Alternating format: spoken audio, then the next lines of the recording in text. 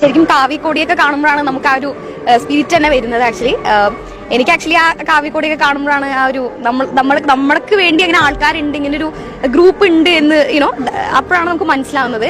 And പല കാര്യങ്ങളും ഇവിടെ നമ്മുടെ നാടിനാണെങ്കിലും അമ്പലങ്ങൾക്കാണെങ്കിലും അവരാണ് ആക്ച്വലി പല പ്രവർത്തനങ്ങളും നല്ല പ്രവർത്തനങ്ങളും നമ്മൾ ഹിന്ദുക്കൾക്ക് വേണ്ടി ചെയ്യുന്നത്. അപ്പം തീർച്ചയായും ഇങ്ങനത്തെ ഒരു ലോ എനിക്ക് തോന്നുന്നില്ല അത് വേണമെന്ന്. ബിക്കോസ് അവർ നല്ല കാര്യങ്ങളാണ് ചെയ്യുന്നത്. ഈ ചുറ്റുവട്ടത്തിൽ അവർ ഭക്ഷണം കൊടുക്കുന്നു, അവർ ബാക്കിയുള്ള കാര്യങ്ങൾ അന്വേഷിക്കുന്നു. ഇവിടെ വരുന്നതായ ഭക്തന്മാരെ അവർക്ക് വേണ്ട രീതിയിലുള്ള സഹായ സഹകരണങ്ങൾ ചെയ്യുന്നു. അപ്പൊ അവര് മോശപ്പെടുത്തിയിട്ട് എന്താ കാര്യം?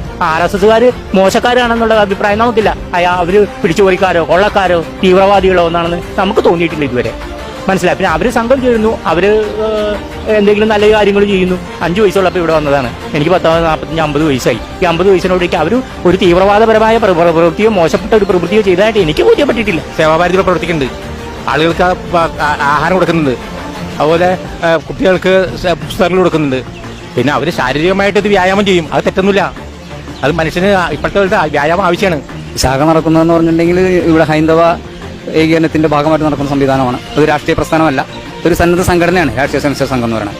അത് മനസ്സിലാക്കാത്ത ഏതോ രാഷ്ട്രീയക്കാർ രാഷ്ട്രീയ വൈരാഗ്യം വെച്ചിട്ടുള്ള രാഷ്ട്രീയമാണല്ലോ ദേവസ്വം ബോർഡ്. അപ്പോൾ ആ രാഷ്ട്രീയത്തിന്റെ ഫലമായിട്ട് നടത്തുന്ന ഒരു നീക്കുപോക്കെന്ന് ഞങ്ങൾക്ക് മനസ്സിലാക്കാൻ സാധിച്ചു.